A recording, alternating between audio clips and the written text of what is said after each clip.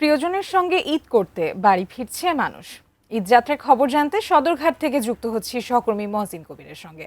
মহসিন, সদরঘাটে কেমন দেখছেন যাত্রীদের চাপ? বেলা বাড়ার সাথে সাথে যাত্রী চাপ বাড়ছে কিনা এবং ঘরমুখ যাত্রীদের কোনো রকম ভোগান্তি পোহাতে হচ্ছে কিনা আমাদের বিস্তারিত জানাবেন।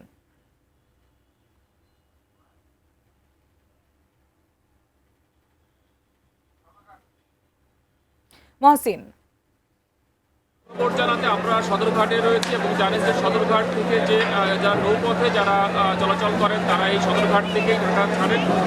তো একেবারে শেষ মুহূর্তে ঈদ যাত্রা এবং মানুষের যে ভিড় সেটি এই সদরঘাটে আজকে সকাল থেকে খুব বেশি ভিড় লক্ষ্য করা যাচ্ছে না, কারণ সকাল থেকে বেশিরভাগ লঞ্চ ছেড়ে যায় না, সন্ধ্যার দিকে।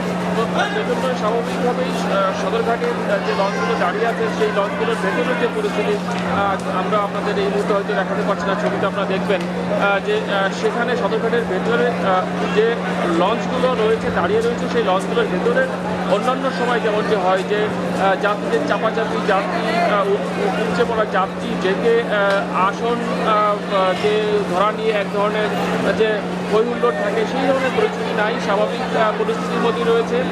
কারণ সকাল থেকে বেশিরভাগ রুটে এই সদরঘাট থেকে লঞ্চগুলো ছেড়ে যায় না, বেশিরভাগ লঞ্চগুলো ছেড়ে যায় সন্ধ্যার দিকে। তো সেই কারণে যাত্রী চাপ কিছুটা কম।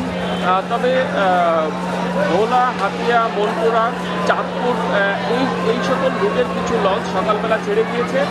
সেই লঞ্চগুলোর অর্থাৎ সকালের দিকে যাত্রী কিছুটা ছিল, সেই যাত্রী এখন এই দুপুরে কিছুটা কম মনে হচ্ছে। তবে যারা লঞ্চের সঙ্গে যুক্ত, যারা লঞ্চ কর্তৃপক্ষ, তারা বলছেন যে আজকে থেকে যেহেতু গার্মেন্টসগুলো ছুটি হবে, তো সেই গার্মেন্ট ছুটি হওয়ার জন্য দুপুরের পর থেকে তাদের মূল চাপটা সামলাতে হবে। অর্থাৎ তারা যে এখন যে অনেকটা রিল্যাক্স থাকলেও তারা দুপুরের পর থেকে তাদের চাপটা বাড়বে, কারণ যাত্রী চাপটা তখনই হওয়ার সম্ভাবনা রয়েছে।